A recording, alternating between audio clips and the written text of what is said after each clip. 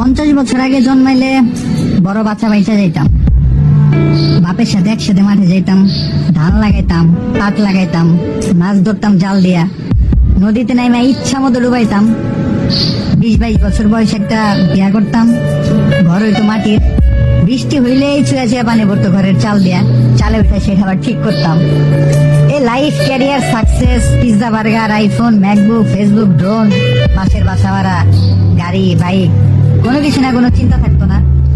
পছন্দ করা মেয়ের বাপ স্ট্যাবলিশ না হইলে বিয়া দিবে না সেটারও কোনো চিন্তা নাই, গাড়ি বাড়ির চিন্তা নাই, দুনিয়া নিয়ে কোনো চিন্তা নাই, কে ভাইরাল হইলো নাকি কারেন্ট ইস্যু কোনটা চলতেছে এইসব ভাবার টাইম নাই। সন্ধ্যার পরে একটা ঘুম দিতাম, বাসা ভাড়া দেওয়ার কোনো প্যারা নাই, বাবা মারা ছাড়া একলা থাকুম, দূরে থাকুম, এইসবের কোনো প্যারা নাই। খালি কাজ করো, খাও, ঘুমাও। এই হার্ট অ্যাটাক, হার্টে ব্লক, অফিসের প্যারা, বসের গাড়ি, অন্তত পক্ষে টেনশন মুক্ত থাকতে পারতাম।